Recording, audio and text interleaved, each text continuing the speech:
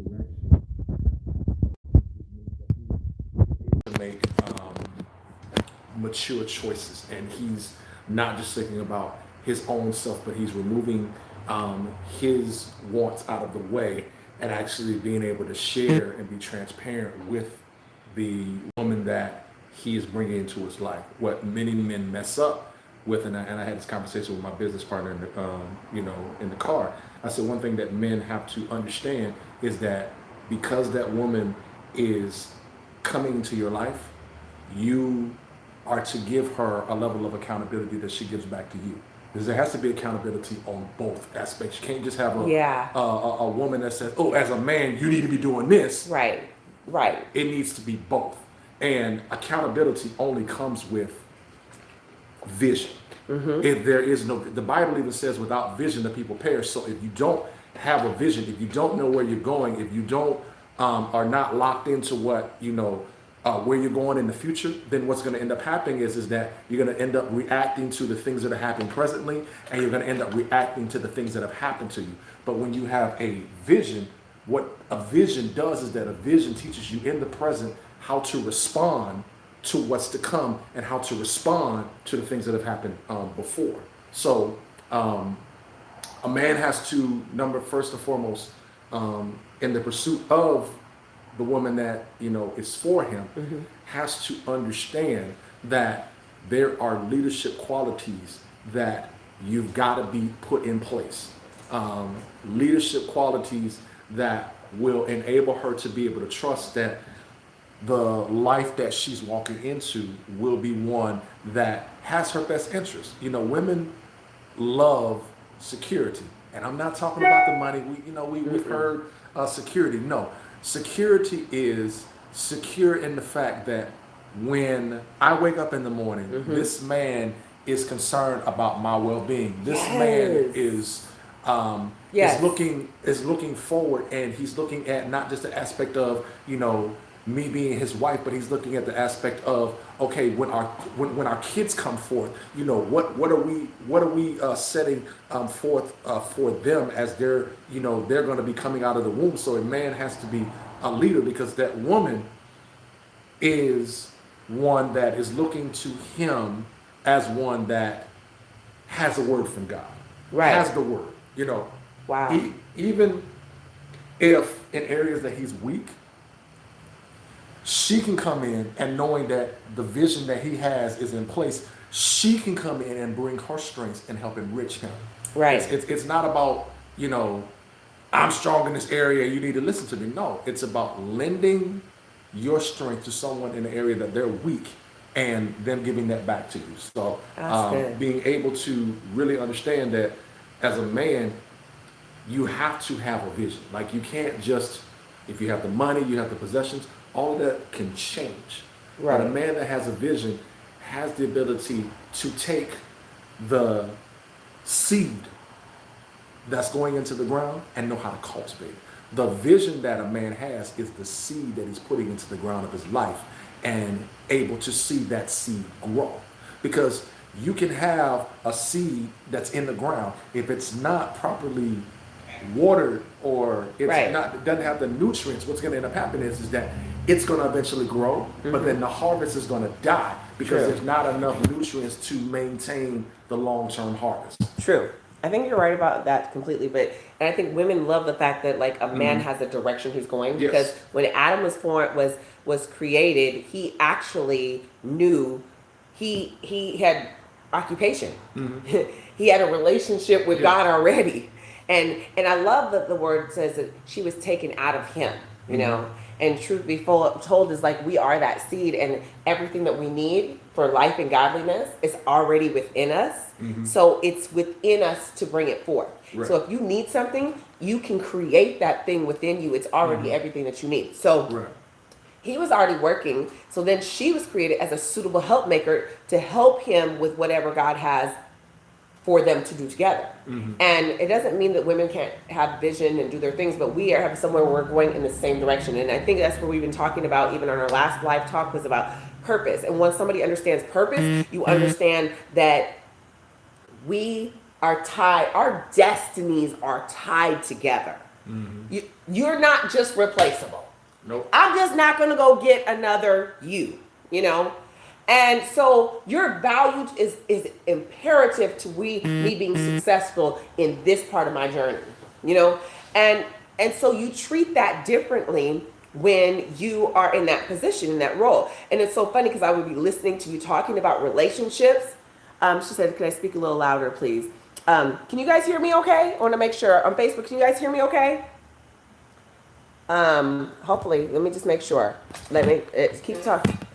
Make sure you're checking the comments, honey. So hopefully, okay, thank you. So, and when a woman feels loved, because first thing that God tells us to is to love. But how can a man know how to love a woman unless he's connected with his creator? He has to be connected to God to know how to love you.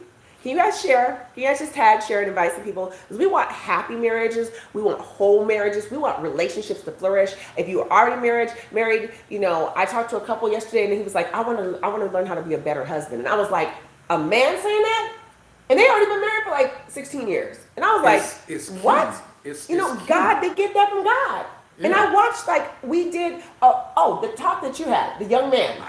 You know, they're not only, she done went from, I'm leaving the relationship and it's over. And all of our whole class was like, it's not over. You remember what I told him that night? I told him, I said, it's not over. I said, if you take these simple little steps, we're going to have a different conversation. And that's exactly. It hadn't even been 30 days. It had not been 30 days. That's she was saying it's over. Our class on Wednesday night was so awesome. So I wasn't even teaching. He was the guest speaker. You know, we just met today officially for the first time. So like, we didn't know what we were doing, but it was Divine Connected as one of the speakers. He's on there and he's talking. And so Lakeisha gets on and she's like, I had the papers too. I said it was over and God worked it out. And it was so great. So you're ministering to the man. So him and his relationship with God start connected. He starts praying. He starts seeking God. Next thing you know, she's complaining, but she's not saying it's over. Before it, she's like, I don't even want to talk to you. I don't want to deal with you. Then it's like, well, I don't really see your effort. So I'm like, did you hear what I'm saying? She's looking for effort. And then they came to my class. God has been doing such a mighty work because a man doesn't know what he doesn't know. He has to get an impartation from God. And if you think, oh, he's going to grow up. What, he's going to grow up with the same mind? She's going to grow up with the same mind? You just came out of whatever you came out. You've been traumatized by life. Things have happened to you. And you think the older you get, you're going to have a better mind just by osmosis? No, you have to download this word of God into your spirit and digest it. It becomes a part of you. Now you have love to give. Now you have revelation from God. Now you have hope, and it's not in you need to make me happy, because it's not the person's job to make you happy. Like, yes, we care about each other's feelings. Yes, I care about you every day. It's nothing a woman wants more to feel cared about by her husband when she wakes up. That's like putting on your Superwoman cape. Like, you're checking on me in the morning. I'm checking on you. You getting your Superman cape on. I'm getting my Superwoman cape on. And we're going to go conquer because we already connected to God. We came into connection together. And now we can go conquer for our children. But if we don't have a renewed mind, if you don't have the download, you can't have a healthy relationship if you don't know your purpose, if you don't know your calling, if you don't know what God has called you to do, if you're not renewing your mind constantly. We're not saying you came in, now we're saved, and we're reading our Bible, now we stop. No, we are renewing our mind constantly. We're holding each other accountable, and we're able to impart that. We have someone who can speak into our life and correct us and air, and I love this. That's key. And one thing that when I took my little break, this past week or whatever, I got this crazy. I said you got to speak up. They can't hear you. They can't hear me? You know what? Go get the microphone. We got a microphone. We're going to grab the microphone, you guys. Underlay, mommy.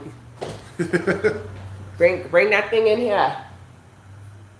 So when I'm going to try to speak up. So when I was on my little break, I was driving, and I do Uber from time to time. And I got this crazy perspective. That I got. So oftentimes in relationships, people put... Where's the cord? People put what? People put an emphasis or overemphasis on a person to fulfill areas of purpose that they aren't designed to pull. That they aren't designed to that they aren't designed to do. Like you have people that they get in relationships and they feel as though if I have this relationship, it's going to fill up the other areas that's not their responsibility.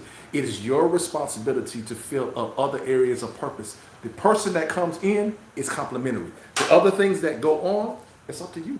What plug did you plug it in? You don't have a plug? It's up to you. It's up to you. So, this is the thing. What if you don't have, okay, if I come in and I don't know, you like flying airplanes, I don't know how to fly airplanes. Let's just give an example. Mm-hmm. Or I don't know how to do what you asking me to do. Mm-hmm. It's nothing better than you at least getting the effort to learn it. Instead of like, why are you trying to change me? And people that say, why are you trying to change me, are not ready for marriage. Really not. You got to come into this thing going, I'm going to be changing. You got to be open. You have to be open because marriage is not about, let's take an example, this phone right here, right? Yes. Let's just say this phone represents your marriage. Right. The full functionality. Line name. The full functionality. Go ahead. The full functionality of this phone right. is to be able to do things with different apps. If you didn't put different apps on this phone, the capability of this phone would not be known. So you have to be open to the adjustments that come, because in each season of your life, you're not going to be, you're not going to be at the same place. So a person has to be able to make those adjustments. Sorry, you guys. We're trying to make it so you guys could hear us. Can you turn it on however you did it when we were here before? Yeah. Don't change the thing first. Just go ahead and turn it on. The mic. Wait, the mic. We want you guys to hear us. I'm so sorry. It's not the mic. It's somewhere on here. We have to do. You did something to have it already turned on. That's off. Don't turn it off. Line name. So in mode, like you're gonna have to change. Radio. See? Okay. Bluetooth mode. So you guys, Bluetooth connecting. keep trying Plate. it. Keep trying on here. I don't know how you did it before, but we got it. I need you to work it out. Line name. We're trying to get the things so you guys can hear it. Yeah. So Radio. we won't stop. Take it over there so we can do this, because it's all in the middle of our thing with this thing. Okay. So, but you gotta please hurry, baby. So the relationship can be, say your relationship is in a bad situation. Mm-hmm. You can repair that. And that's what I don't know why men especially, you guys believe a lot of times when she say it's over, even though she is saying it's over, even though this, and then you guys like stop. Like you don't even try. Like I'm looking like this, like there's always a way. Like just say this or just do this and so, but instead you guys quit. Why do you guys quit? You guys think the guys quit? Like there's always something they could do to make it better, and they just believe there's nothing they can do. And they believe that there's nothing they can do. Do you guys, I want to see if the women actually see this sometimes. Let me know, okay? Okay, so I'm going to give my explanation of why men do that. You want to know why men do that? Why? Okay, this is going to resonate with the guys, and this is going to open the eyes to some of the ladies. Okay. Men are emotional. When you tell a man, you know what, I'm done, it bruises their ego. Well, a lot of times they do be done. The women, I mean, it bruises their ego. But I would be like, I'm like this. If God gave something to me, even if I made a mistake, I'm not just gonna be like, okay, I'm defeated. It's over. I'll be like, no.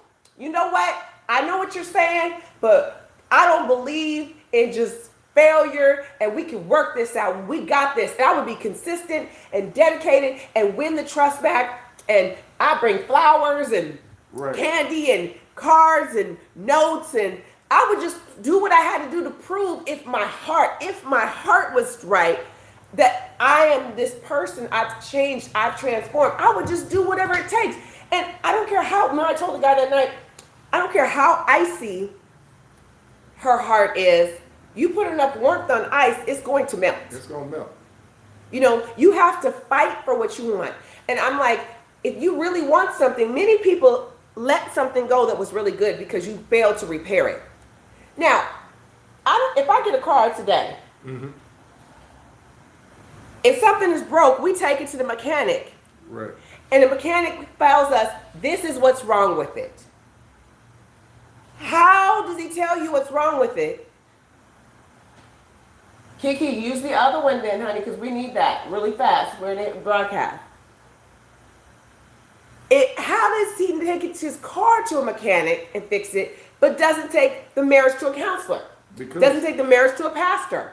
But that car will buy parts, will spend thousands of dollars, will do anything for the car, but the marriage it's just not gonna work. It's just not gonna work. I'm like, you invest more in your car than you will a marriage? people will invest more into something that they have more control over. You know, with marriage, you have to understand that you don't have any control over what that person does. The only thing you have control over is you. People are saying, Chaplain Ivanka says, it's easier to start from scratch with someone new. That's why some people won't fight. They think so, but the truth is that your issues are going to go with you. So Yeah. you're going to carry it with you They're gonna follow until you. you get a new download, until you get a new transformation, till you get a renewed mind. You have to learn don't go into marriage if you don't have conflict resolution skills. Man. You have to have conflict resolution skills. There's no place that we go into basketball or you go into war or you go into something else and they haven't planned for an attack. Right. They have strategies put in place so that you can guard proof in case they fail. Like right now at my house, I've got the little emergency kits. Mm-hmm. I have emergency kits for scratches, bruises, earthquakes, whatever. I got a backpack that you just put on. It's got the little blankets and stuff in it and the food and everything. Right. Because am I waiting for something to happen? No. But in the event Yeah. we gotta run, we getting this and we running. Exactly. So that we can survive. So we have to have conflict resolution skills because a problem's gonna come. I'm not perfect. I'm gonna make a mistake. You're gonna lie. Somebody's gonna lie. Somebody's gonna do something that displeases you. How do you handle that when it happens? Do we go to bed with conflict and argument? That's why conversation is so important, and you gotta see people through the seasons. How do they act when they're upset? How do they act when their family comes around? Mm-hmm. If they're married, if they've been married before, when they see their exes, how is everything? Yeah.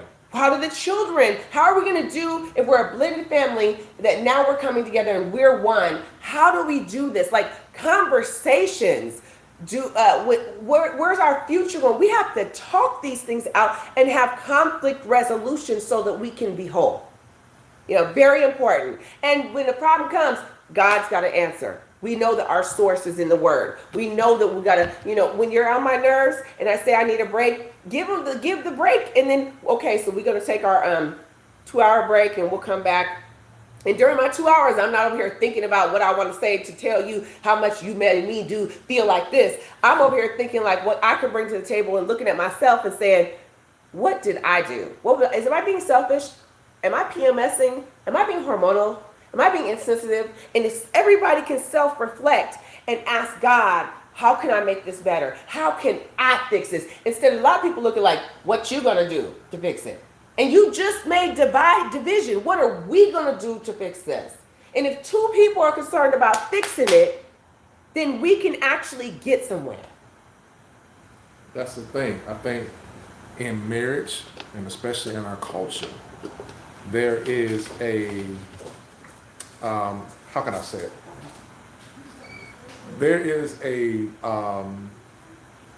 entitlement that happens with a lot of people that because you may feel as though you have a right to do this or you have a right to do that a person can't challenge you on that. And in actuality, marriage is one of those things where you have to take into account that it's 2 people. It's not just about how you're feeling. You also have to take into account how the other person is feeling. And being able to balance out those 2 factors so that both of you individuals can really grow together. So learning how to grow individually but grow collectively is definitely something that um, it takes quite a bit of amount of time. Usually within the first, I would say, studies show that um, usually after the first 5 to 8 years of a marriage, you start to kind of get your footing. The first 5 years, you're really learning about each other. You're actually getting a new knowledge of that individual. As you guys are growing together, you're learning your mannerisms, you're learning your thought processes, you're learning um, what each other doesn't like. You're learning your intimacy levels. You're learning the depth of things that they went through as a child. You're learning the patterns. You're learning how they respond to certain things. You're learning how they have internalized what's going on with their family. You're learning how they think. You're learning what they like to eat. Um, you're learning what how each other moves. You're learning all of those quality things. And the thing that you also have to keep in mind with marriage is that marriage in different seasons, you have to empty out, what you've learned in the season before. Still keep it someplace, keep evidence of that, but understand that emptying out what you've learned before, and actually, bringing in new information, because in every season of marriage, there is new information that you are learning about that individual. And you can't just, well, I know this person up until this particular point, that I don't have to do this. One thing that I've learned, even in my time, here on this earth, is that success in anything requires you to be able to duplicate that continuously over and over again. Being consistent, being able to really look at, okay, I've gotten this part down, but I need to be able to apply it in a different element. I need to be able to apply it in a different place. Any successful coach who is successful over a long period of time is able to. Got a microphone. Oh, I can hear a little. Got a little echo? No, whatever. Here, do it again. Keep talking. Can you hear me? Go. Oh, that sounds good. Okay, go. Okay, good. Okay. Oh, you got a go. little echo right there. That's okay. I'm working it out. Keep going. Okay. So the thing is that one thing that you have to remember about success in anything, is the ability to strategically apply it during the proper times. And that's what marriage is. Marriage is, it's something that you have to be strategic, something that you have to strategize, which means that it is definitely important that when you get married and you have that time away from your spouse, that you're meditating on not only who they are as a person, but sometimes you have to sit back and really say to yourself, what have I learned? Because one thing as a man that I've learned about women is that women are so wise that literally they catch on to everything. So one thing that I have learned how to do, and I ain't gonna give away all my secrets because I'm not trying to get married right now. So for those that's trying to play that, they got that matchmaker spirit, I need you to go to the altar. Don't do that. We ain't gonna do that today. But one thing that I've learned, It's already done anyway. well, Whoever you're going to end up being married to, it's already done. God has already put it. You already patched up with them. You already married them. I don't know if they're on the broadcast, but if they are, they need to shut off their discernment. But anyway, one thing that I've learned when approaching, any woman, one thing I've learned is that you have to learn how to strategically challenge her by staying one step ahead of her. You have to. As a man, you have to always be one step ahead of a woman. I'm gonna give you an example. Now, this is for free. Y'all married. She like to get her hair and nails done. Let's say she like to get her hair and nails done. Okay, I like happens. once a month or twice a month, right? Right. Okay, so she's expected. Right. So then what you do is you get her hair and her nails done, and then on a random day, Uh-huh. you say, hey, listen, we're getting ready to go to the mall. I want you to pick out the dress of your choice. We're going out. I'm going to be the gentleman tonight. I am going to show you that I'm appreciative of everything you did. You got to surprise her. You have to hit her in place at times that she least expected. You know, let's just say that. Oh, okay. Okay, let me tell you something about that. Okay, Dr. Rael taught me.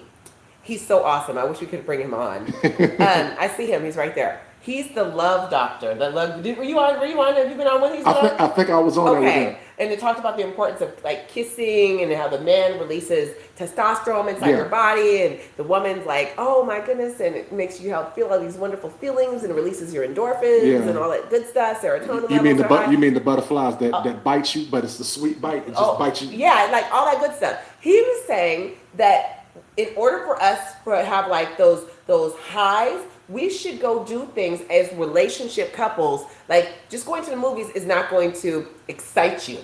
Right. Like we have to go jump off, not a cliff, like, go jump off a cliff or go skiing or go hiking, like do something that gives us a rush. Mm-hmm. And it builds those feelings that bond us together, because people lose that over time because you guys let it get boring. We didn't do anything exciting and passionate. And he said you have to have like those times where you're keeping those, it's the same receptors in the brain that people are addicted to drugs. So those receptors for your love relationship should be triggered where we are constantly having these exciting moments that keep our high going, and surprises and those feelings of joy and laughter that come along with it. These things will bond you guys together. And the more of those that we have, the closer that we are. But people get into their relationship, the kids, they get into a little routine and they forget about the relationship. They forget about keeping it hot. They can forget about the passion, the excitement. Like you got to have some wow in there. And I hope Dr. Rael, I'm saying it kind of like how you were saying it, because he really talks about that, the importance that it literally in the brain gives you these bonding moments. And that's why he said too, it's not like when you have a good, healthy relationship, you're not over there looking at porn. You're not over there messing around. You're not texting and tweeting nobody else and all that stuff. When your spouse comes in the room, he was saying that even a man, the scent of her, it picks up that she's around, and it should excite a part of him. Like she's the one that gives me what I need.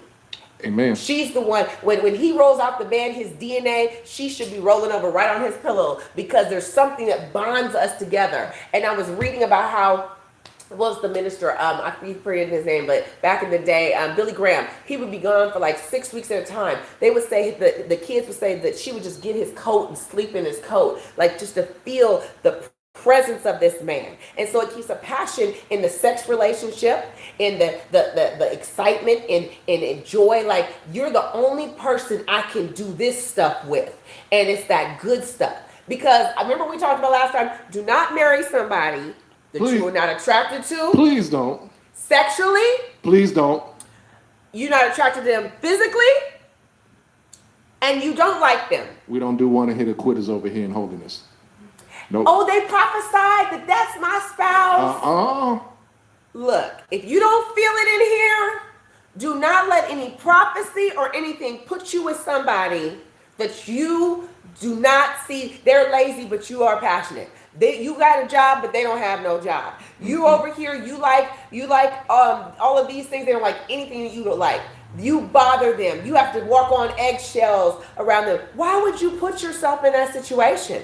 That's key. And then you think she's gonna start cooking? She wasn't cooking when you met her. She was dirty when you met her. She's gonna get clean all of a sudden? No. She doesn't take care of her. She wouldn't last 5 minutes around me, because I'd have picked that up. I was like, the Holy Ghost told me that you don't like to cook. So what we gonna do is I'm gonna go ahead and pass you off to the other man of God that wants to take you out to the chain restaurant. Free love we not gonna do that. Not do that. We not gonna do that. Because you can't change anybody. They have to first want to change, because it's the right thing to do. God will begin to change us, and we should be growing together. But if they came in and they were smoking weed, and you think because you get married they're going to stop. They're not going to stop. Like, it doesn't go like that. If No. they came in and they weren't clean and tidy, and they didn't cook, and they weren't passionate about you, then it's not going to change. Like, I don't know why people, and we've all done it, we lie to ourselves and act like, oh, this is gonna be different after we get married. No. When you get married, No, you and oh, you the only woman. You're the woman. You're working. He's comfortable just sitting back, sitting on the couch with potato chips while you're working as the woman, and you're trying to make everything happen. And you have to fly to see him, and you got to get in the car and go see him, and he can't even, no. And he's watching you work, and you come home and you got no food, no nothing ready. He doesn't know how to meet any needs. Those are things that you have to see red flags. This is not what God has for you. This is not a prepared man or woman. This is a woman or a man that was lazy. They're not going to do purpose with you. They're not going to love you. They're not going to cherish you. They can't even discern you. Forget discerning your need. Forget discerning you and even being able to be a blessing to your life. This is a ball and a chain. This is an extra child. This is a disaster waiting to happen. And now you're wasting your best years with people who are not meant to do purpose with you. nope. Listen, as a man who strives on excellence, I will tell any man that is looking at the aspect of marriage, the thing that you have to understand about women is a woman is not looking, a true woman is not looking with what you show off, or the car you driving, or the amount of money. That's all nice, fine, and dandy, but we've heard too many stories where, women have chosen, well, he has the money and he has this, and it treats you like utter garbage. You're not happy. Situation. I mean, we lived in a 6,000 square foot loft. Mm-hmm. People, because he was like a Hollywood figure, everybody was like, people would come over, like 50 and 60 people would come over if we had anything, right? Yeah. But they weren't really our friends. Like, I realized later, they were just coming because maybe who he was or what have you, or she was a model or whatever. And I'm telling you, we had this giant house and it was not a home.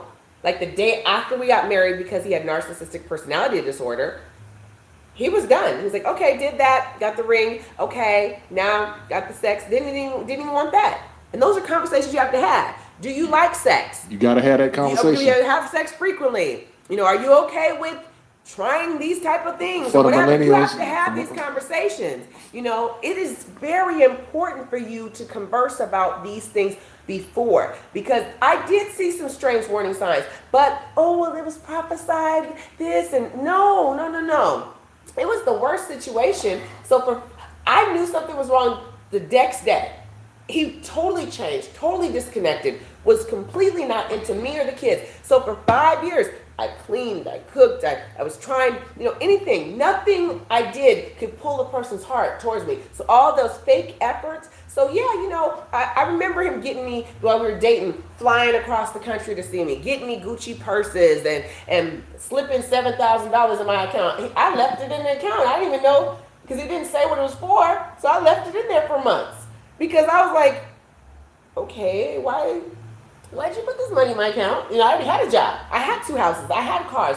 So I was like, okay, yeah. So it wasn't about the money for me. It was really about, oh God, I get to be with the man of God. Oh, all the praying stopped, all the fasting, whatever, all that stuff. So I had to learn to pray, fast, seek the Lord, everything by myself during that whole time, not realizing I was married to a narcissist. Not knowing that that's why this person couldn't love me. And as a woman, every 3 months, I would have this breakdown because I needed something from him. Right. And I was getting taken from, but I wasn't getting poured back into. And it was, I didn't know how to deal with a narcissist. You think, I'm going to go have a conversation. That's the worst thing you can do with a narcissist. Listen, and they will take that conversation. They will take 8 hours, circles. They will take that conversation and they will roll it on round and round and round. I'm telling you. Now, we gonna take a look. Now if y'all start throwing stuff at me, you know what? I got insurance. I'm insured. Anyway, let's talk about this right here. Talk about it. All of a sudden, we got folks that they coming in and they do what we call matchups. They give you these prophecies and they say, hey, this is the person that you need to be with, because they looked at this person's in ministry, you in ministry, y'all need to come together, and it's a good look. It's a good look on paper, but you come to find out that there's two different things. Like, well, you need to be with her because she's in ministry, and you need to be with him because he's a minister, or he's got a call to be a pastor, or he's a minister. He's doing, and you have to take into account that when it comes to prophecy, and I learned this because, for me, when I walked down that road, for me, the person that I married, I got the word to say, hey, this is the person. Everything lined up, but the timing was off. So when you're looking at even that aspect, you have to take into account of, okay, prophecy is contingent on behavior and responsibility to handle the preliminary things up until you get to that point. And sometimes, even with prophecy, a person may not even choose to follow that. And they also have to understand that God is a God that is a God of timing.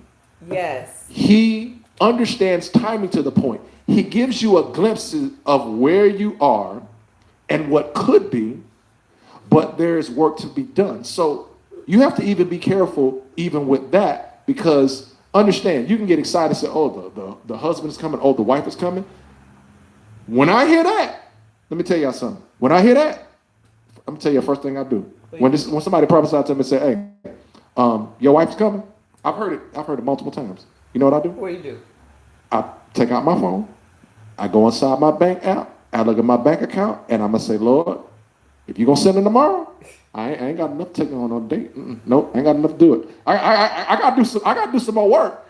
I gotta do some more work. I look at the gas in my car. You know what? If I'm gonna take on a day, I gotta make sure that the gas tank is right now. I say half a tank. You know what, Lord? Come back in about 3 months. Let me get myself together. But seriously though, on a serious note, I'm glad you're thinking like that. When you are looking at the aspect, marriage has become more so nowadays. It has become a one-day event. A one-day event. It's become a one-day event. So you're saying they get married, but they are not joined. They're not joined. They're not becoming one. They're not becoming one. They had a date, and it was all about the date. Exactly. And they didn't have a relationship. They couldn't relate to one another. They're not intimate. They're not one. And God wants you one to do purpose together. Exactly. And when you were mentioning something, I would like to say, like, men, when God is bringing you a wife, he says, he that finds a wife finds a good thing and receives. See, he that finds, not she that finds, he that finds. He that finds a wife finds a good thing and receives favor from the Lord.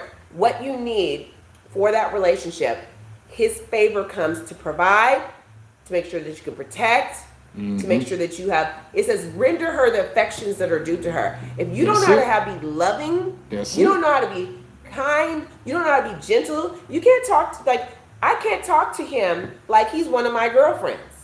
Don't do that. Don't do that to me. And he can't talk to me like I'm one of his hard dude friends. No. Like, we have to come together and have an understanding that there is something I need from you, and there's a gentleness I need from you, and there's a compassion, and there's a vulnerability I need from you, and we should be able to merge and be one in that place. But it's like we expect him to be like, you're talking about your girlfriend that did something to you or whatever, and he, you want him to be like, child, like, he's not going to do that. He's going to be looking at you like, why are you putting up with that? Guys are like, solution. Yeah. The word father means source. The word husband means master. So women, if you're not ready to be led, and I know while the world is being confused about roles, these roles are very important. God, then he created Adam, and then he took Eve out of him to place her beside him so that they can do some things together. And they have to care for one another. Say that again. They have to care for one another. Sexually, financially, submit one to another. Yes, Brandy, submitting one to another. That means sometimes you're right. And pride can have no place in a relationship. Strife cannot be a part of the relationship. You have to decide up front. We can't be in strife. We have to have good conflict resolution skills. We have to be concerned about one another's heart, feeling, situation. Timing is important. We have to grow and mature. We cannot be acting like little kids while we are adults. This is a real thing. This is our life. We're doing life together. We can't be wasting time. Think about how many people are in relationships right now, and they're so excited about the next step, but they're not having these. You know, they're not having these. They're not prepared. Yeah, they're not prepared. They're not having these conversations. Like one conversation that I believe that you should have with the person that you're considering marrying. You need to ask them about the life that the relationship that they have with their family.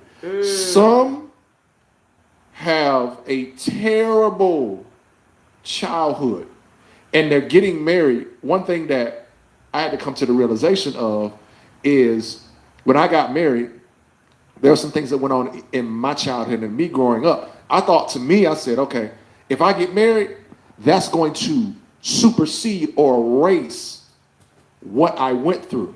To me, it became more like, okay, marriage was the prize for me to overcome the things that I had to overcome. But one thing you have to take into account, and I'm going to say this, and this may hit people differently. Marriage is not a substitute for you doing the work on the issues that you have. It's not a substitute. It's not going to replace the work that you have to do. There is some work that needs to be done before you say I do. Because if the work is not done, what's going to end up happening is that you're going to end up pulling somebody into your process and they will not be strong enough to handle it. And you got to know what your issues are. You got to. If you never took a real reflection, heartfelt look at yourself to know where your triggers are. I was talking to my class, my daughters, and I said, I think I was talking to you too, and I was saying in the class, like, I had to learn, hey, if I feel like this, if I feel like I'm not in a position mentally to have this conversation, I'll say, I don't think it's a good idea we have this conversation right now. Like, you, and even if you said, okay, let's come back in 2 hours and revisit it, at least you gave me that time because I know me, I might bite your head off right then. Right. I might give it to you like in a raw way where now, or I was tired, or I was hungry, or I wasn't right, but I at least know, like, I'm not in that good state to give that conversation. Right, especially when a woman is hungry, feed her first. If you feed her, she will listen to you. Or just like, we did an exercise one day, and I learned this in Mickey Wade's class. Mm-hmm. That guy's phenomenal. Isn't he? He's phenomenal. Oh, with the encounter, you guys. He's phenomenal. Which, if you haven't registered, I think tonight they're closing the registration. You guys can register for the encounter. It's on discount right now, never before discount. So people are flying all over from California, and we've had tons of people who registered from all these different states. You guys have to go to lifelinetnt.org, and you can sign up on Zoom. But in the room, it's going to be fire. So you want to make sure you go register. And the one-on-ones right now are half off at lifelinetnt.org. So go there. But I learned this from him.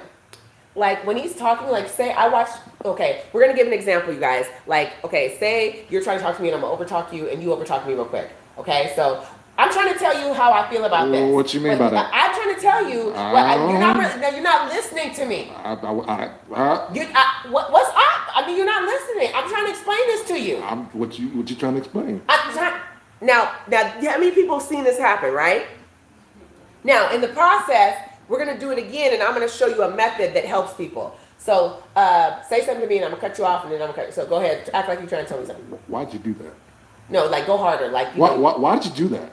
Say something like, that was so stupid, or say something crazy. Why'd you do that? That was not smart. Like, not at all. Like, you calling me stupid? Like, why are you? I don't understand. I just explained to you what just happened. No, that's not an explanation. That's just crazy. I already told you. You're not really listening to me. How am I not listening to you? And then right then I stop for a minute and the Holy Spirit gets a hold of me, right? And I say something like this. Wait a minute. He's my pretend husband right now, okay? So I stop and I say, you know what? Hold on. I'm tripping. I apologize. I touched him. You guys, first of all, you guys saw that? This is me submitting. I'm touching him to calm him down because we were just arguing. You know, we're going back and forth. We're heated. He not listening to me. I'm not listening to her. How many of you guys been there? Somebody else has been there. We've been there, right? I still Ain't do it nobody now. listening to nobody. Nope. You try to get your point across. In the middle of it, somebody that's mature, somebody that wants to win, stops and says, you know what? I'm tripping. What you have to say is important to me, and you are important to me. So I want to hear what you have to say. Go ahead, please. It pops the air out the balloon and everything. And now the man got to be like, okay, or she got to be like, okay. I mean, as soon as she do that, as soon as she do that, my wallet just appears. What is it that you know? I'm sorry. Let's make up right then and there. And then he gets to say what he has to say to me, right? So he explains the situation to me. Now, instead of me saying, well, how I feel is this. I gotta sow the seed of listening. Now I say to him, so what you're saying is, the way that I did it, it didn't make you feel like I understood. Is that what you're saying? Yes. So say I got it wrong. He can say, no, I wasn't saying that. Let me try again. Now I listen again, and I say it again. Okay, so what you were saying is, this part of it made you feel like I really didn't appreciate you. Right. And then, hi Sam. Thank you. So then I'm able to allow us to communicate. Now I say, okay, let me just tell you how I was thinking. I saw it like this. And he says, oh, you were thinking that I already did this? And you're like, yeah. And he's like, man, we had a big misunderstanding. You see? So we were able to, I didn't just jump into saying my thing. I actually repeated back to him what he said. I touched him. I let him know you're important. You know, narcissists ain't gonna do that. You're gonna go around in circles and circles and circles, and until they get you so tired up, and it's just drama. And then they just hit you. They hitting you. You so dumb. That's the dumbest thing I ever heard. You just stupid like your mama stupid. And then you can't get nowhere with nobody like that. You have to literally be a listener, and you got to see that before you get married, if they're going to listen and you guys will listen to each other, if you're going to come up with a strategy that works so we don't clash in that moment. And somebody has to humble themselves and be willing to take us to the direction we got to go. Right. And that really helps. Like the touch helps, the repeating back to what you're saying, I hear you saying is, and I affirm him, you matter to me. What you're saying is important. I want to hear you because I don't think I'm understanding you. Just take it upon yourself. And if you got two people that can do that, it can make it through. They can make it through anything. Like you can make it through anything. Like conflict resolution is very, very key, because I think sometimes as men, what we do, and we have to sometimes take a step back. Sometimes we don't come to the place where we say, "Listen, this affected me." We just react. Right. We have to, as a man, we have to learn to respond. Because a woman, she's already emotional. And if she's gone through some things, she's going to even be more emotional. So a man has to be able to really understand where she's coming from and being able to communicate to her at the level that she is without interrupting the process of who she's becoming as a woman. Because a thing that a lot of men have been guilty of, I've done it, I don't do it no more. So I'm telling on myself, but I repented. The Lord forgave me. So it's washed away. It's washed away. One thing that we do as men is we become.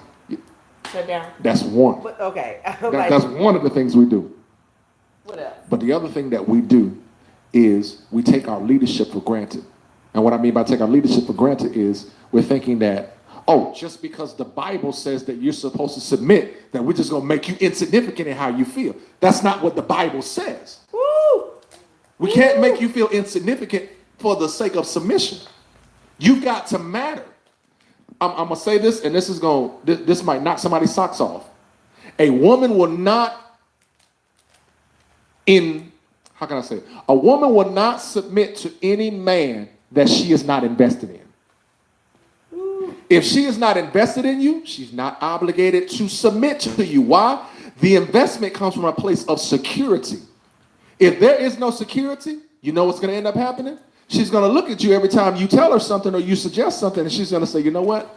I'm not invested in you, so I'm not really going to take what you're saying. She's going to rebel against anything that you do. Why? She's not invested in you. Anything that anyone is invested in, they will value. They will take the time to protect it. When she is invested in you, she's invested in the fact that what she is giving out, she knows she's going to get back. But when she invests, what a lot of women are upset about, especially in our culture, is they've been the investors and they're empty. And they've gotten into relationships with men who need investing in them. And this woman doesn't have enough strength to invest because she's invested before and she needs something to fill her back up. That's why many women, they get into relationships where they just choose a man because the man is investing in them in a way that they're not used to, but that man who is not in the proper position, and this is a mistake that that many men have made before. I'm going to invest in you enough to get you lifted up and to believe in me, but then I'm not going to invest in you anymore. You are just somebody that is a placeholder in my life to be by my side while I do these things. So you're in a position to be that woman, but you're not getting any benefit. You're not gaining from it because guess what? You're just in a position for this particular moment right here for what I need. And then when I'm done, you're going to go back to the woman that you are, broken. And I'm going to go over here and eventually get what I want. That's just wrong. It's so wrong. And it happens. To give people, call the kids Kiki, they're calling me from the house, false hope.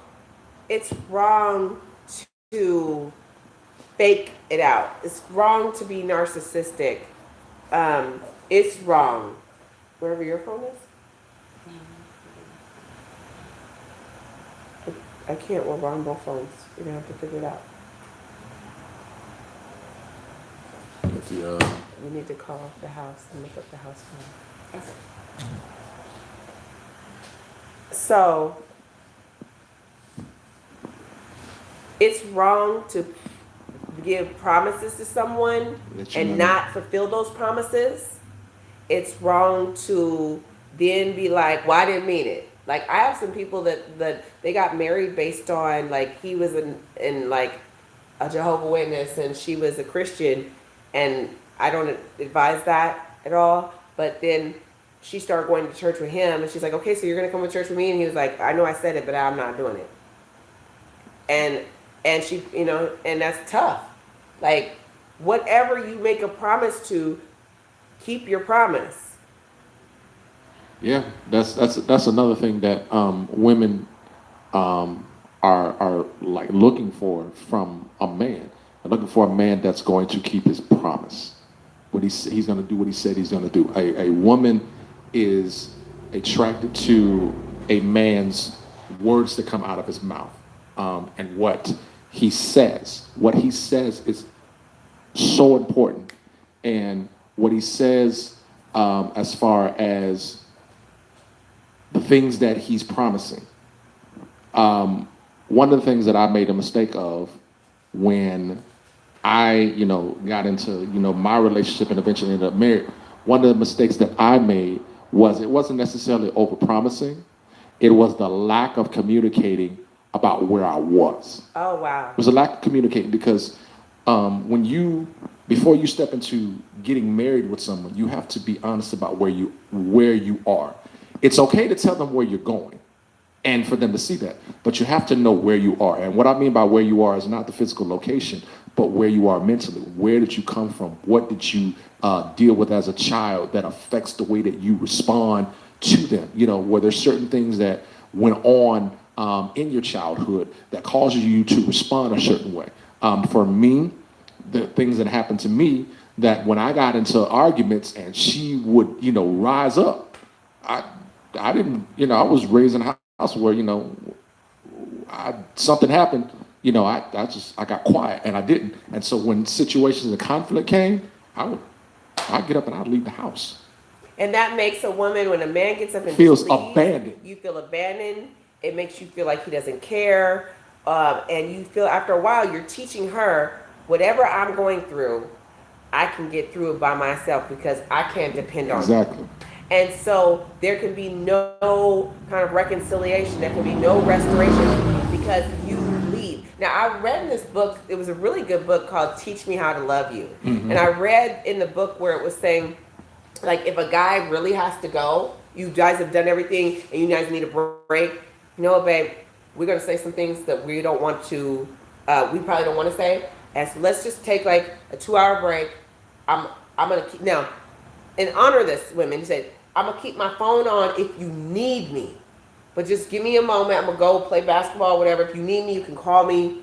But let's just, you go do something for 2 hours. I'll come in and then we'll come back and we'll be in a better place. And then he said, at 2 hours, not 3 hours, not 2.5 hours, be back. Be ready to have a solution and bring a solution to the table. Don't be in that same circle, in that same place.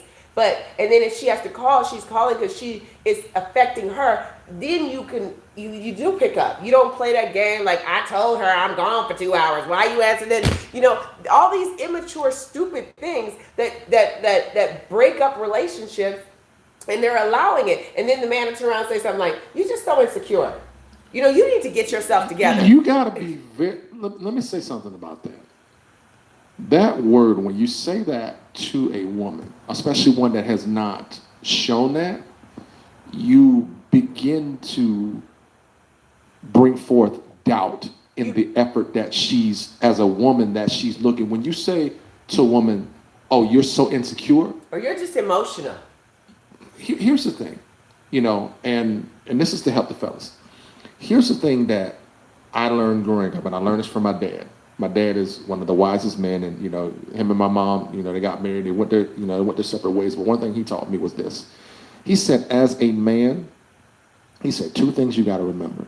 He said, number 1, with a woman, he said you got to watch and you got to listen. You have to watch and listen, meaning that when a woman is talking to you and she's having that conversation, if she's like, you know, ecstatic about something, you have to, when you're having that conversation with her and it's something that really bothers her, don't look away, don't look at your phone, look her dead in the eye and be attentive. Because when you are attentive to her and listening, what that does is that on the inside, that shows her that the attention that she was looking for you to understand is totally on her. And when she sees that you are invested in that, what she will do is, in the midst of her telling you those things, even though she's upset, she's revealing to you part of the things that have affected her before you came into the equation. And she's introducing you to opening the door to intimacy. The open door to intimacy comes from when that individual that you are having that conflict with opens their eyes to understand and to implement a new way of doing things different from the way that they did before. I'll give you an example. When you are when you are having a conflict with someone, you know, especially in a marriage, usually what ends up happening is that there's a point of disconnect. And in a point of disconnect, there are some insecurities that are going to try to show itself. So what you have to do is to disable those insecurities. You have to pay attention to the words that are being said. Yeah. I'm going to give you an example. Men, I'm going to give you an example. Go ahead. When a woman is upset and she says, you never do anything for me, she's not saying that she's negating the things that you've done before.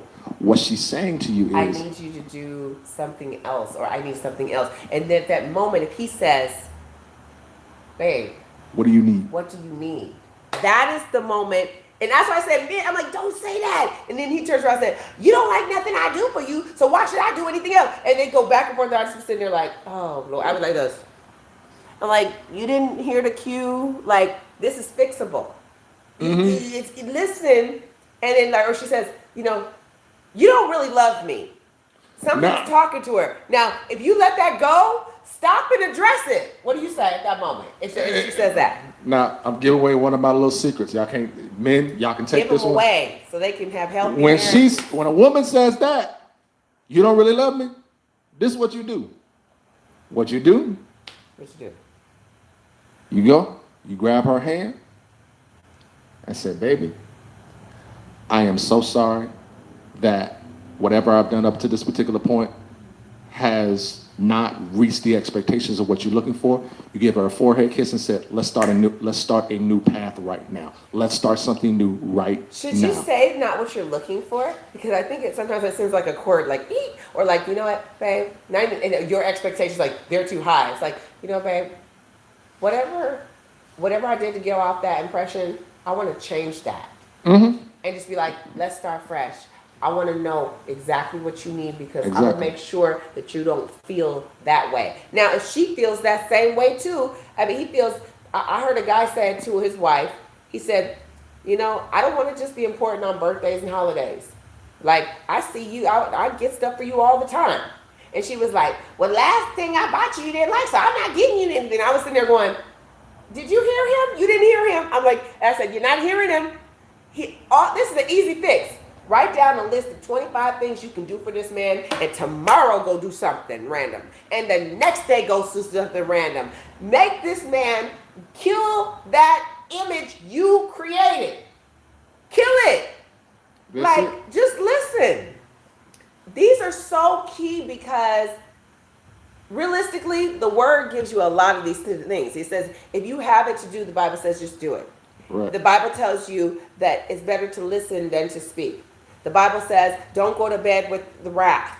So we know if you start an argument at 11:55, hey, we're going to have to make up in 10 minutes. So you know we can't argue about that tonight. We're just going to have to just have bygones. You got to laugh some things off. Mm-hmm. You have to have a lighter heart. You know, my son has been really good with some of this. Like, so you're talking about, like, he's young, but I try to teach him because he's going to be somebody's husband. So I said, you know, women have this thing once a month. So I told him, I said, and like sometimes we act a little bit. And you said a little bit. You said a little bit. And I was like, I said, you know, we a little bit more emotional. I said, all we need, babes, don't say she's crazy.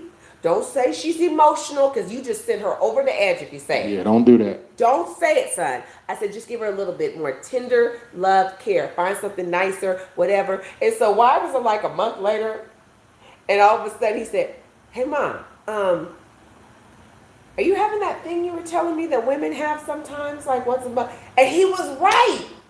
And it made me think like, oh man, because I'm aware. I want to be aware, so I'm a little bit more on edge. Like the house can't be perfectly clean that day. I'm a little bit over the top. And so all of a sudden, he said, is there something I could do for you? And he went and tried to make me some eggs and bacon. You know, he tried to bring me something to drink. Come on, lads, let's go do something else. Mom, I just want you to know I love you. You know, he was doing these little things as a 12-year-old or 11-year-old, and I was like, wow. And then he also learned, like we were talking about this at the house today, like somewhere he has learned, if you start giving me a bunch of excuses, I'm getting more and more ticked off. Like I just stopped and said, hey, because you're somebody else's husband. And I'm helping you. And yes, woman can help him to be a great husband by preparing him for what goes on. Yes, you got to learn these things and that things. You need to be able to be a better listener. And don't say this. That's not a good thing to say to a woman. You know, make her feel secure like this. So we have these conversations. So I said to him, I said, look, I said something he didn't do the other day. And he said, I said, why did you do that? He said, you know, I wasn't even thinking. And that was a terrible decision I made. But I'm about to fix that. So you're not going to have to worry about that. And conversation was over for me because he took ownership. He didn't blame it on nobody. He was like, he understood he needed to do better, and then he did better. And I was like, that's conversation's over. I believe that's what the women of today are looking for. They're not looking for a man that is. We understand that, you know, no man is perfect, but understanding that when you make a mistake, what gets that woman, what gets her excited, even though you made a mistake, she might be mad at you, she might be ready to throw her ugliest pair of shoes, not her favorite pair of shoes, because she bought that. It's red. Right, that right there, she's saving that for the special night when the kids are away and all. Not those shoes, but the ugly ones that she wore when y'all dated, and she might be ready to throw those at you. But a woman does not want to hear your excuses. She wants to hear your solution. And follow through with your solution. Do what you say, just as best as possible. Because if you have a good track record, just take it back there for her. If you have a good track record, then and you make a mistake here or there, there's something called grace because you built up a lot of grace in there, and you're like, that's not your norm. I know you. You don't usually operate like that. You know, put that thing down before you go back. So you have to know, like, what is just him having a crazy day. This is his norm. So the more we are as a couple consistent, dedicated, committed, making good decisions, you know, you just had an off day or off moment. Hey, that's not usually like you. Is everything okay? You don't, security, it's my job to make my husband feel secure when I get married. His job is to make me feel secure, because we have to build security. You don't just get in a relationship and we just know what each other are gonna do. Man, you just said something that is so key. I think, and this is something that we make the mistake of. We make the mistake of putting top tier expectations on an individual to learn something right away that's going to take them time. A person will not meet all of your expectations in the very, very beginning. But the thing that you have to keep in mind is that an individual that is into you is willing to learn what it takes to get to that level that you're looking for. They're looking to learn the elements and the things necessary to get to the level of where it's going to reach what it is that you need. And this is another thing that you have to keep in mind about marriage. Marriage goes in seasons. Marriage is something that goes in seasons. And when you begin to learn about the individual, you have to begin to understand the purpose and the seasons behind the purpose, because in some seasons of their life, they may go through some things because their purpose is calling forth for more of them. And so when you understand that, then you begin in a position where you then begin to know, okay, in this season of their life, this is what they need from me. In this season of their life, this is they need me to pray this way for them, because they feel as though they are empty. And when I'm in prayer and I'm spending time, I'm able to bring forth the necessary nutrients that are needed for them to be able to take on what's being given for that particular season of their life. And so marriage is seasonal.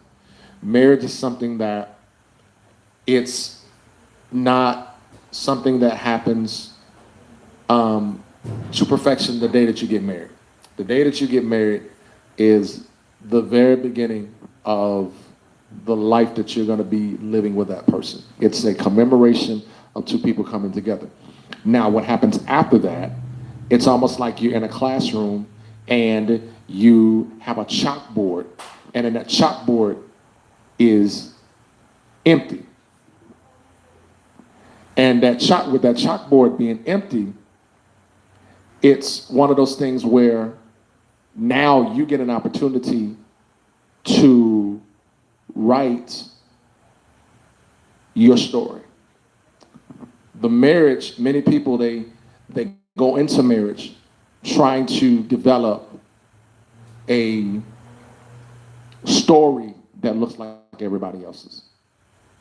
But you've got to come together with that individual, and you've got to put together a story that best fits your purpose, their purpose, and the purpose together. And being able to agree that as we're walking this journey, that as we're learning, that we're going to put in the time that's necessary to be able to bring to pass that which we are coming together for. You know, marriage is a coming together. It's a learning curve. I always tell anybody when I talk about marriage is an institution of learning, an institution of development, an institution of realization, an institution of discovery. You are discovering things about that person.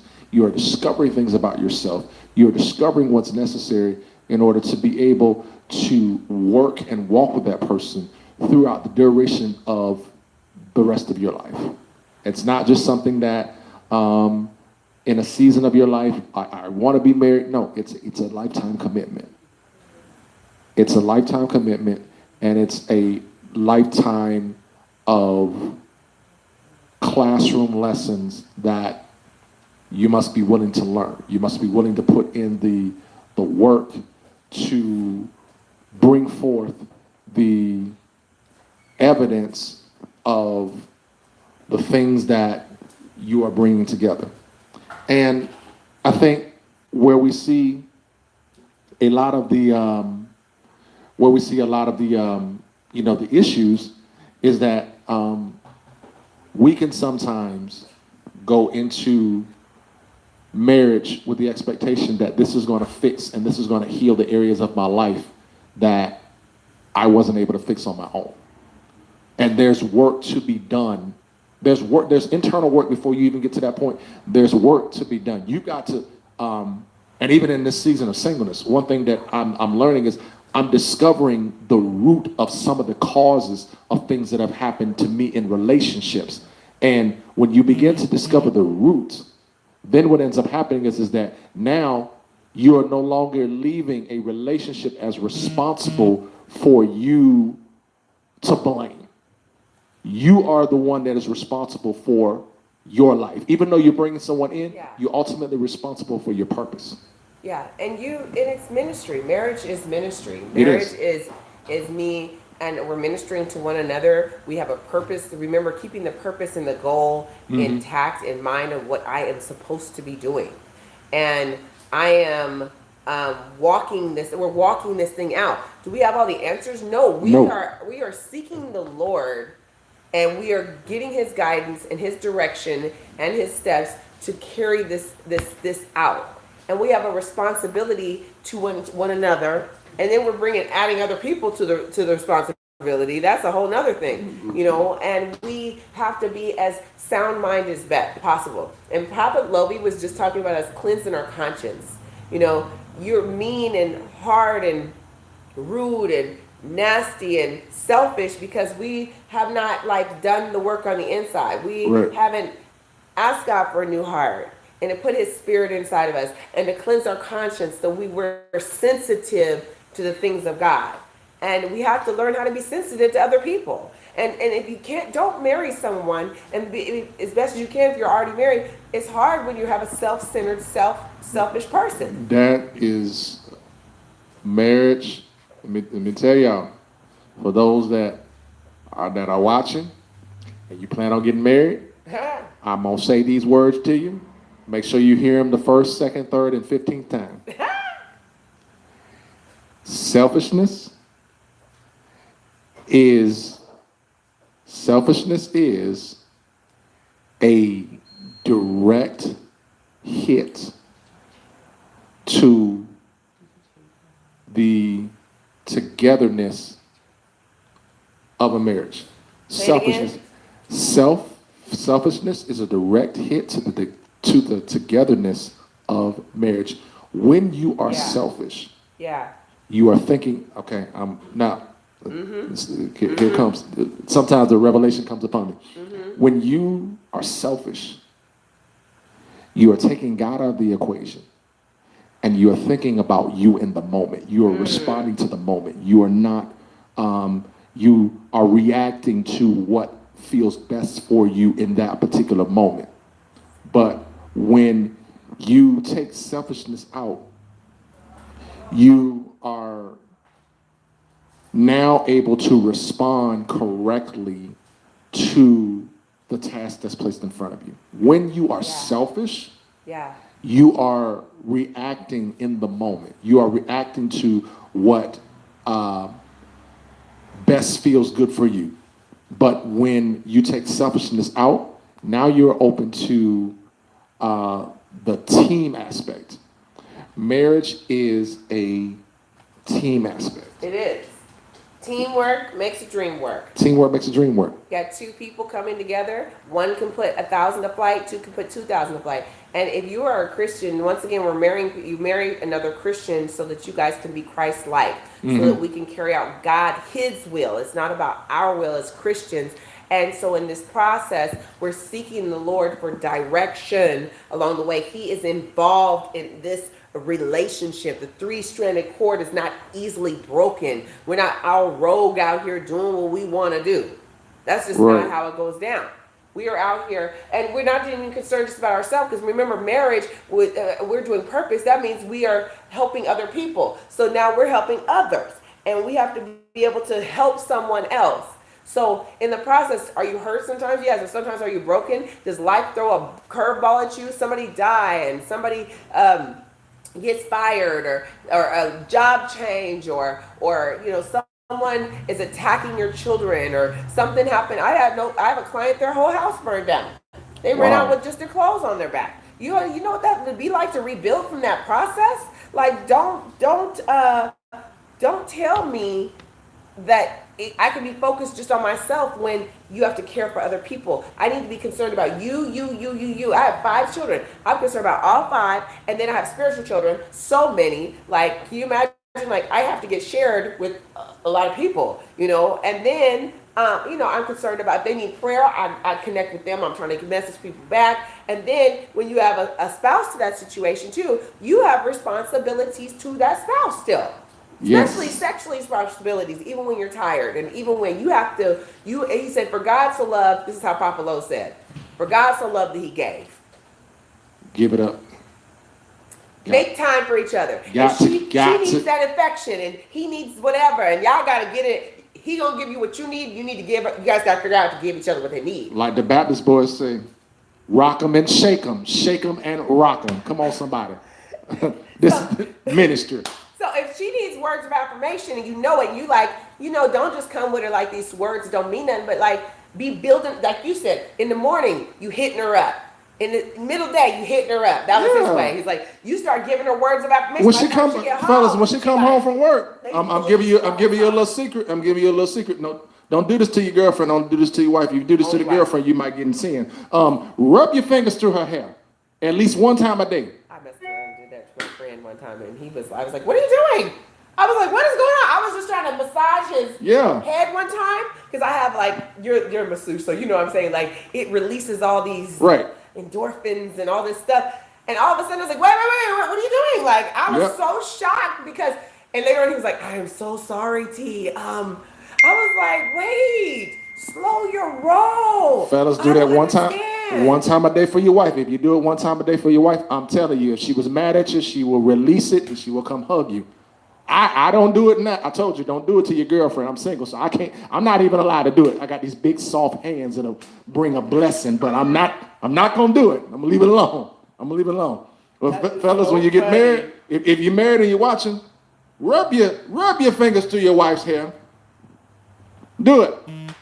Even if her scalp is dirty, just wash your hands after. No, he didn't. Hey, take her braids out. He said, oh my goodness.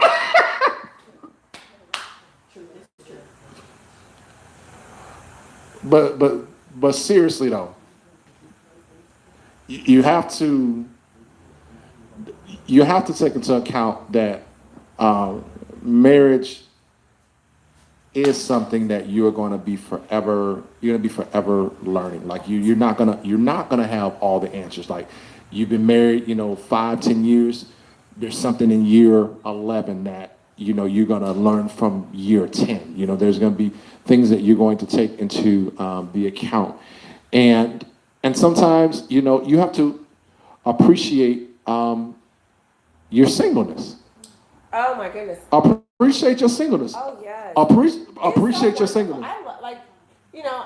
Even like he came in my house today for the first time. He was like, "Yo, like I love your house." I was like, "When I get married, I'm sure I'm really gonna do my house up." But it was like, I just love like this season because I can just go to bed when I want to. I can kind of leave my books on the bed if I want to. Right. And I can, I don't have to. But in the process of when that season shifts, like I already know I got a job to do, but I'm coming in knowing that's my job, and I'm glad to do my job. Just for every. Oh, how about this? Appreciation. How important is for somebody to feel appreciated? It is very important.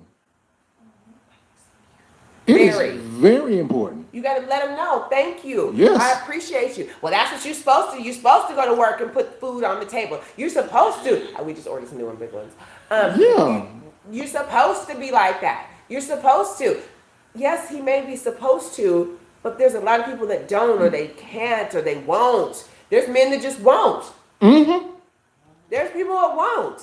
Right. So we need to appreciate, thank you. You know what? You're beautiful today. We have to learn to compliment. We have to learn how to build up. We have to learn how to give gifts. We have to learn how to physically touch someone. We're not just talking about sex. We have to learn how to bring a wow moment. We have to learn how to do some things out the box. Well, that's just not me. Those kind of people are going to have a hard time. Really? Oh, listen. You trying to change me into something I'm just not. Marriage is about Compromise. adjustments and, like she said, a compromise. Flexibility. Yes, you got to be If flexible. you stiff, you're going to have a hard time.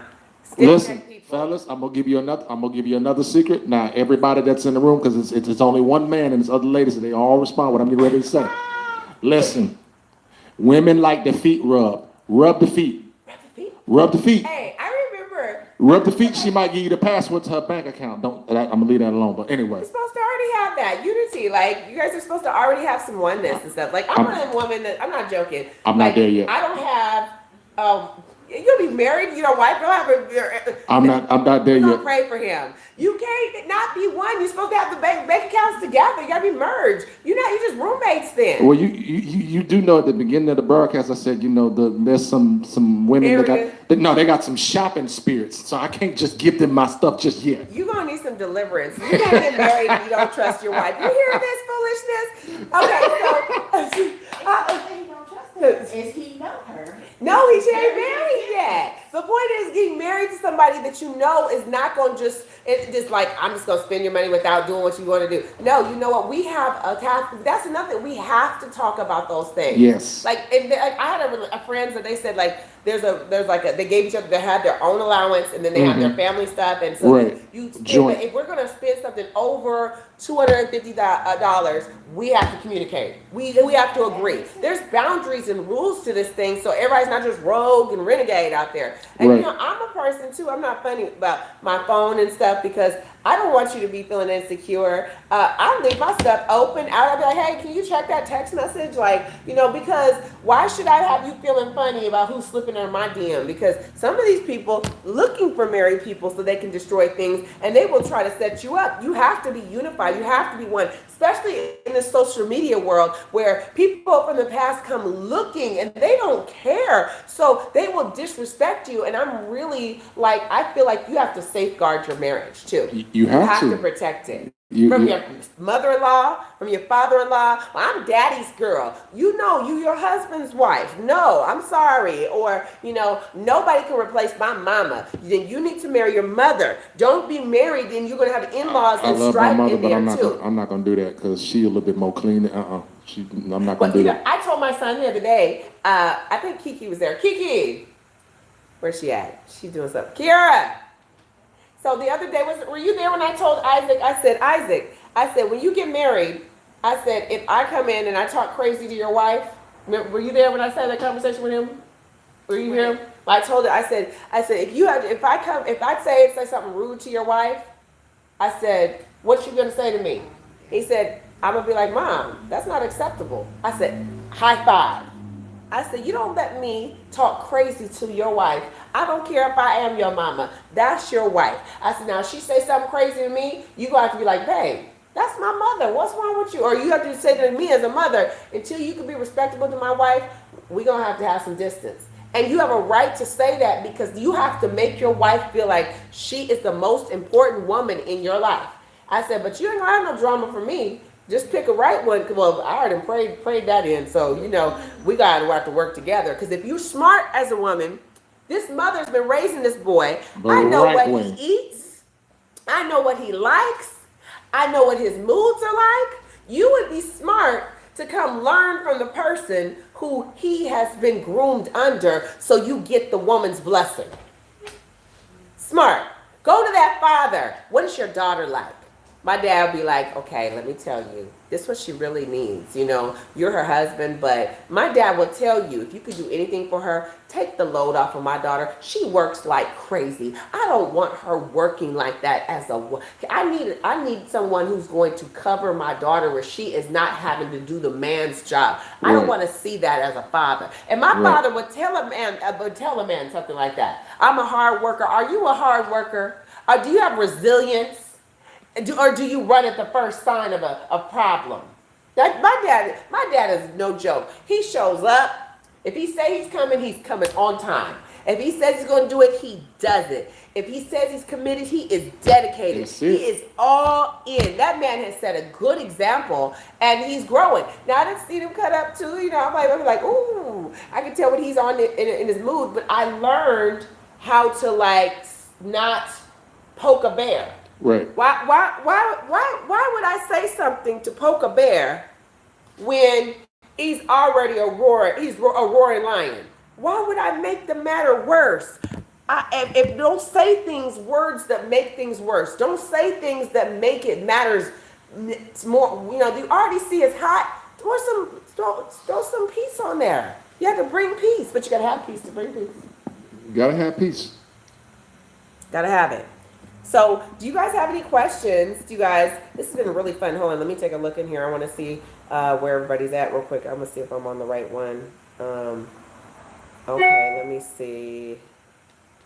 All right, let me see. All right, you guys. Do you guys have any questions before you guys want to ask us? Because go ahead, I'm looking for the questions, and if you guys have them, I want to. Fellas, if you have any questions, if you're thinking about shooting your shot, sliding in their DM, and you think she might be it, reach out to me. I got a nice little foolproof plan. I ain't gonna say in 6 months you're gonna propose, but we'll have you in the right direction. Those women that are dealing with narcissists, oh no, they didn't. I don't know how that happened. I need to ask her. My book, Hidden in Plain Sight, Unmasking the Narcissist, is available. So you guys can order those and have them available. And they're really good with dealing with narcissistic personality disorder, or you need healing from that. You want to make sure you're getting their healing before you actually even walk into something. A lot of times when you come out of a narcissist, like I went from one narcissist right to another one because I listened to Dr. Rael. Sometimes you can attract the same thing if you have not healed. So I've had a couple years of being in this single place, and I've did a lot of reflection, and I've come to such a joyful place, you know. Mm-hmm. And it's like build yourself up while you're in your single, or even while you're married. Build yourself up so you have something to give. You know, I have to read about kindness. I have to read to be kinder. I have to study love in the Word and pour love into me. Listen to some Miles Monroe for men. Listen to some T.D. Jakes or some John Maxwell on leadership, and have a plan and write it down and be intentional. You know. Listen, fellas, 2020 is definitely going to be a year that we're going to definitely see a turnaround in relationships. And I know from the previous classes, I've had, some of the men reach out to me. I've actually had an influx of men that have reached out to me from all over the place. And ladies, I will tell you this. There is a revolution that's coming because the men want to do it right. Yes. The men want to do it right. Huh? Oh, she said, well, amen. See, we got a witness. We got a witness over here. They want to be husbands. They want a faithful woman. They do. They want somebody that wants to be married. They don't want no twerking, jerking, inconsistent, fantasy out there. They want you to be all of that inside of their world, just special for them. Yes. Not the inconsistent part, but the other two words that she said, in the confines, in the covenants of this thing that we call marriage. Mm-hmm. Not the one in Las Vegas, but the Yes. Not something you share with anybody and everybody else. No, not the swingers. You can have your own red light special with your own husband. That's it. And it's nobody else's business. Don't let the church come in and tell them what you and him decide, and the pastors in your bedroom saying what you guys can and cannot do. You know what the marriage bed undefiled means. You know what that means. You know. Well, can we bring? I was in a seminar one time. I was good in this seminar till the pastor's wife said, you know, if you guys want to bring porn in and watch that, go ahead and do it. I was like, it felt like I was like, yeah, at first I was like, yes. And then she got to that and I felt like water was just splattered all over me. That's something that I think. I was like, what? That's something that I think that men, you got to be, okay, I'm gonna give something, and this is one that's gonna be for the men. Now this is gonna be heavy. Men are visual. So because they're visual, a man, whatever he sees, he will pursue after. So when you're looking at something like, porn or, something that excites you in that moment, what ends up happening is that you then begin to create a fantasy that outweighs what you really need. That fantasy becomes something that you strive after. And when something in reality doesn't match up to that fantasy, you begin to go back to what that fantasy looks like. So men have to be careful that you don't get yourself caught up into the imagery that goes behind that. Because what you will find is that you will find yourself striving after the image of something that is not able to fulfill you.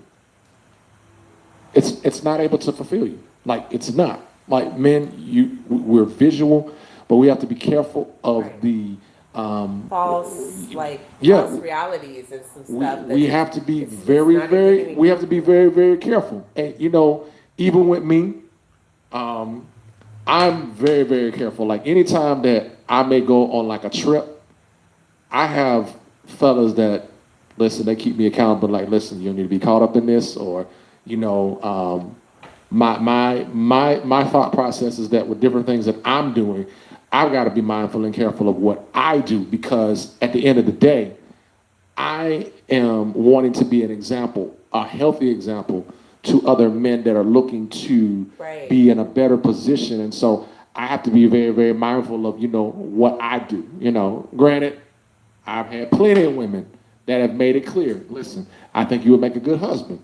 But then I start asking them questions, and then they, after about question number 26, they're like, I don't know if I can deal with him, because I'm analytical. I think about everything. Yeah, I do. I would rather have. You know what? Somebody sent me a list. Her and her husband do marriage counseling. There's 265 questions that they have to answer separately, and then they bring it together. Really? And these are all these people that think that are like, oh, we're engaged. During the engagement, they find out like they're not really compatible. Like, some questions on there were even like, well, if you have adult children and something happens to one of them, can they move back in?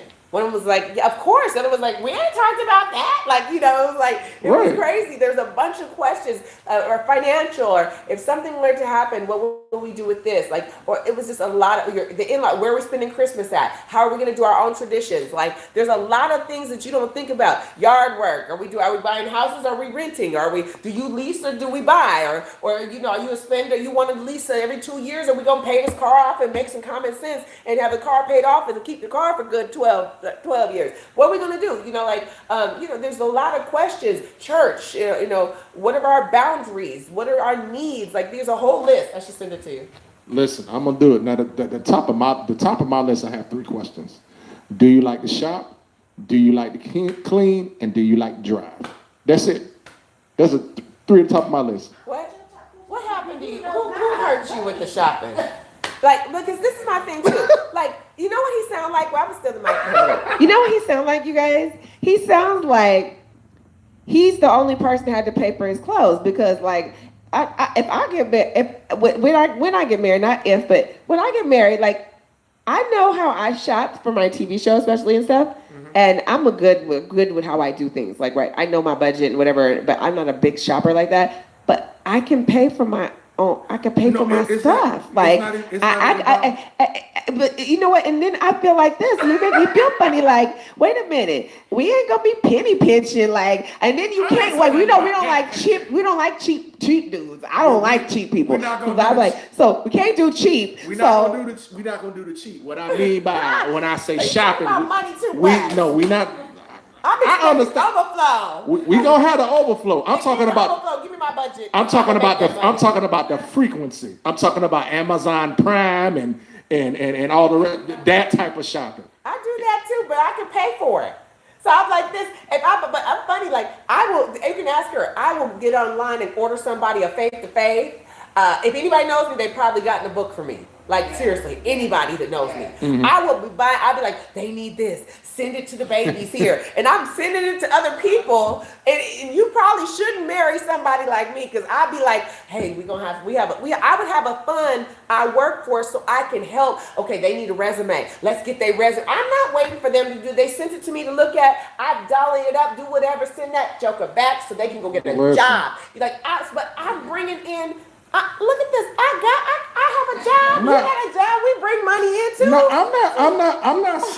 I'm not saying that, you can't do your thing. I'm talking about the frequency because I've come across some young ladies, They want you to pay though? it ain't even about them paying. It's just their priorities are, if you look at their closet, their closet looks wonderful when you look at their, The fight, it's not balancing out. it's not balancing out. Okay, that makes sense. Like I'm gonna marry you, but for Christmas you want 10 pairs of shoes. I can't give you what Oh, you can. You just don't want to. I said. 200 pairs of shoes. 200. I said 200. She had 200. Oh wait. I think If she has 200 pairs of shoes, If she want 10 new ones. she want 10 new ones. Now, okay. Say this is okay. Let me just throw a scenario, which I'm not like this, so it doesn't matter. Like on my TV show, I have like the same probably 7 pairs of shoes I wear all the time, maybe right. Mhm. So and it took me 5 years to go buy new shoes because I just wasn't into shopping anymore. Mhm. God had broke that off of me after I came out of pharmaceutical, and so I had to like force myself to start buying new stuff. And so the TV show made me have to go buy clothes, Mhm. and I still figured out a good way to do that. But in the process, like say she has something like a TV show. These things are specifically for that, and this is for the year, or this is going to be for a while. I could see if there's purpose behind it. Like say you're a traveling pastor, and when Steve Harvey got with his wife, them baggy suits left, and he looked like a millionaire after the way she put him together. So we have to have a mindset that say, baby, we're going to take you to the tailor. And them little baggy suits that you have that look like you got off that cheap rack, we're going to dress you up nicely, but I'm willing to pay for that. So I'm going to get you 2 or 3 because I see where you're going. But I don't want to just be aimlessly spending like That's what I mean when I say shopping. I'm talking about aimlessly. Like every time there's a sale. I can't even stand the mall. I don't even like the mall. I'm not even funny. I can't stand the mall. If it wasn't for my TV show, this year I bought more clothes. If my kids, my son came to me, it hurt my heart. He said, Mom, I was buying him school clothes. He said, don't buy me nothing else. I haven't seen you buy yourself nothing. And it broke my heart.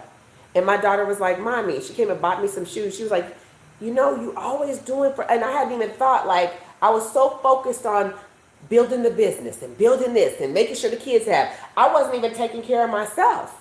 And Right. But I go to get my nails done. I hate them. Like, can you hurry up? Like I go to my hair done. I'm like, oh my goodness, can you please? I can't even enjoy myself because I'm doing all these other things. And so, there's a way to make just like God, just bring the balance. Bring the balance because she needs to go get a massage. She does, and you need to make sure she goes too. She needs to, you're not working today. I saw my friend, and when we were in the Bahamas, and he said to his wife, "You're not touching the baby today. I got the baby all day." And then she was like, "What?" And he's like, "No, I got the baby all day." He's like, "This is your rest day. Whatever I can do for you, and I'm gonna take care of the baby." And his friends, his guy friends, when they got in the pool, his guy friend, not the guy's wife, came over and got the baby. His guy friend came over and was holding the baby. And his other three friends, the guys were taking the baby.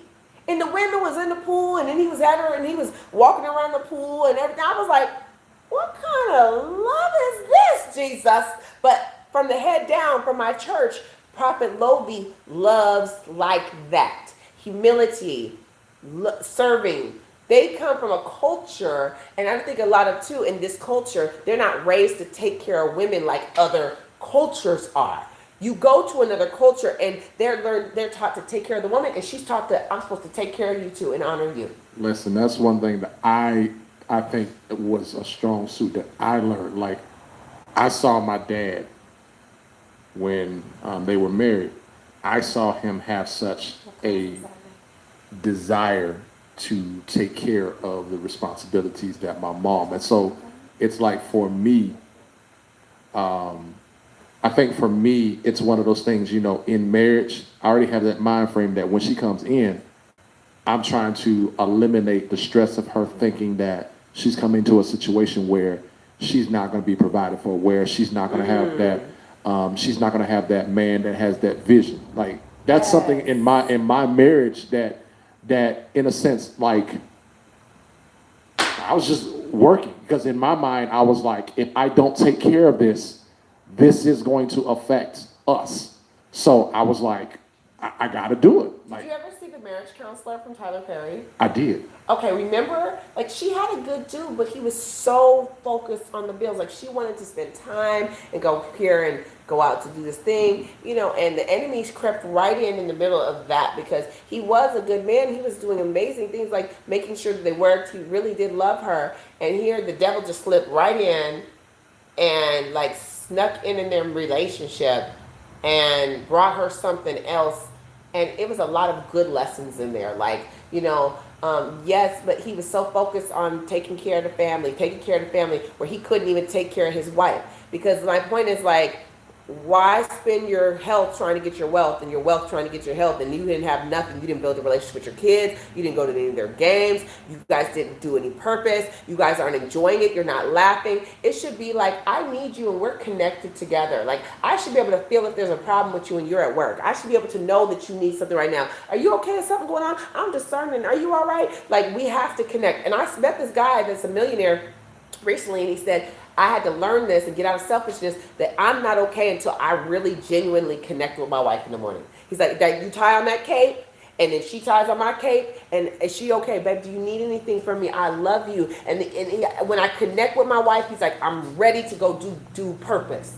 I can't do purpose until I connect with her. And you guys have to see each other like that, you know? So, yeah, this is just a little bit. You want to say anything in closing? Go ahead. In closing, I just want to say, for those of you that are coming to the encounter, I'm going to try to work on that. Those of you coming to the encounter, I've had the wonderful opportunity to finally meet who you would call Mama T, and it has been a wonderful experience. I have, in the time that I've been here, I've enjoyed myself. Definitely excited about great things to come in 2020. But if you guys get a chance to come to the encounter, please make sure you come. Encounter Jesus.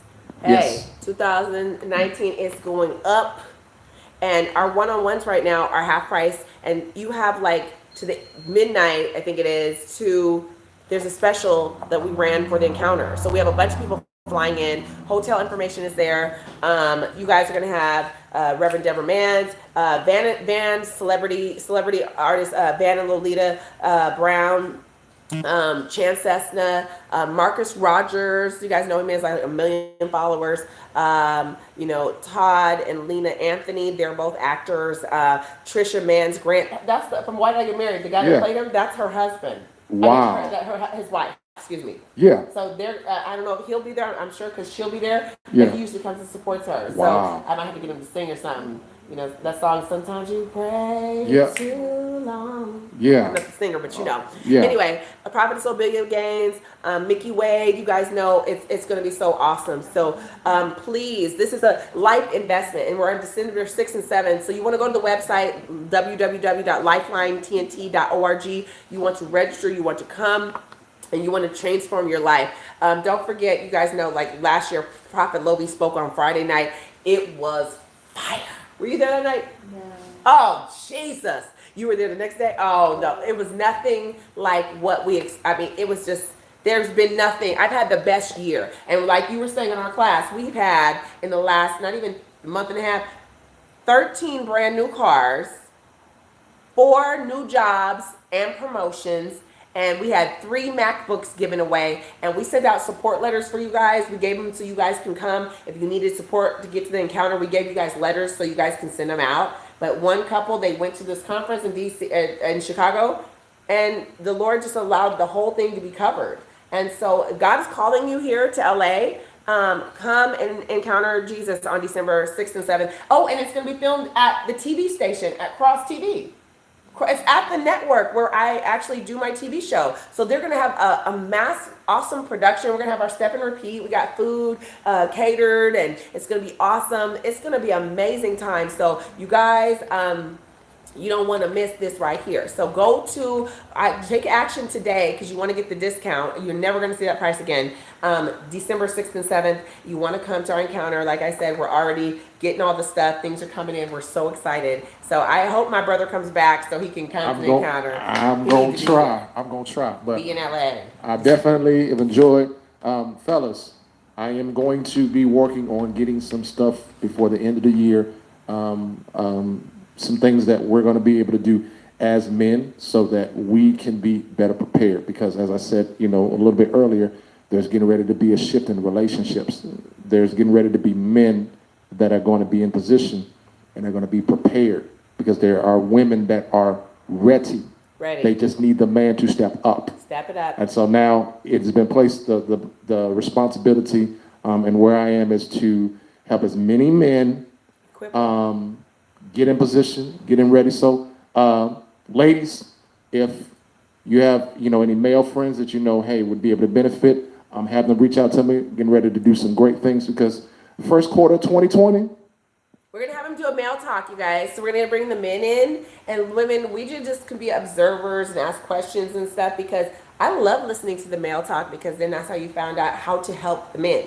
How to help your sons, how to help your brother, how to help your father, how to help your uncle who's stuck and be unstuck. And you can be that one who's praying them through and knows what they need. So first quarter 2020, or maybe even the summertime, what I want to do is I want to grab a group of fellas. We meet in one central location and we sit down and we talk about some of the things that are going on, some of the things that are pressing on, some of the things that have been holding you back, because I believe that the next 2 or 3 years we're going to see a increase in men that are coming forth and marriages working. I believe that the lie of failed relationships is being exposed, and the lie is that getting into a relationship cannot benefit you. It can, but it just depends on your maturity and your approach.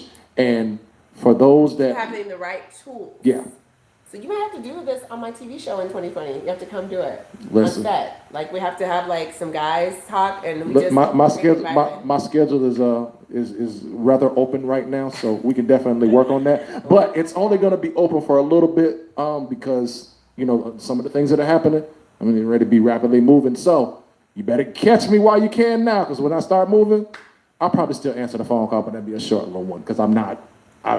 Good thing I never call you. I only message him and I'd be like, Minister Bryan, do you want to teach? Listen, she messages and I get right back to her because I'm literally on the run. Like my phone, it rings. But as some of the brothers that have reached out to me, listen, it has been awesome to see the development of the brothers. The ones that are reaching out to me. Talking to me about different things that are going on. And one thing that I want to teach the men is how to navigate through the woman's responses. Like how to navigate when she tells you something, how to navigate to where you are able to respond the right way and be able to put yourself in a position to where you can give her what she needs. She just told me. What she said? She masseuse. She said, do you want a massage? I said, oh, stop. Don't be messing with me right now. Like, but she started saying that, I started feeling, I could see it in the spirit. But yes, I'm all about the navigation. I love what you guys are talking about. Yes. And we're going to continue to equip the women to be awesome women of God, to learn how to love and how to cherish them, how to be that source that they need. Bye, honey. Love you. How to be a partner and a friend, and Yes. know when to hold them and when to fold them and when to what's the other one? Listen, you said something. You said something key. You said friendship. Yeah. Friendship is very, very key in the development of relationship. Learning how to be friend.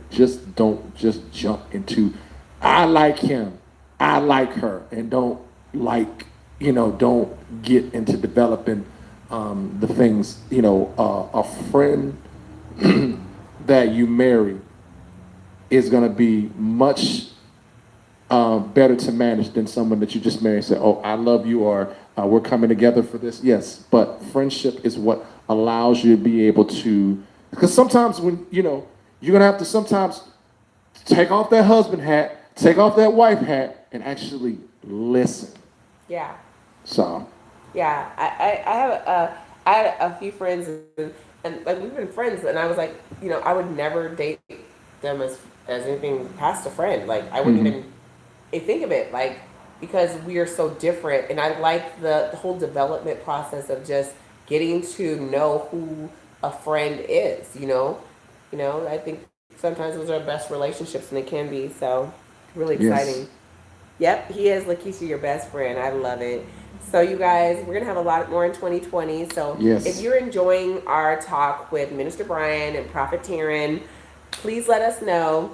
This has been a Lifeline TNT explosion, and we are really excited that we were able to come to you today in LA. And Yes, live. We're live right now. And in We're person. really sitting here in person. Yes. We're in my office. And Yes. we got to actually see each other for the first time Right. today. And so we got to actually just work together and Right. build the kingdom. So I pray. And they know how tall I am. I'm not gonna say that, but they were surprised.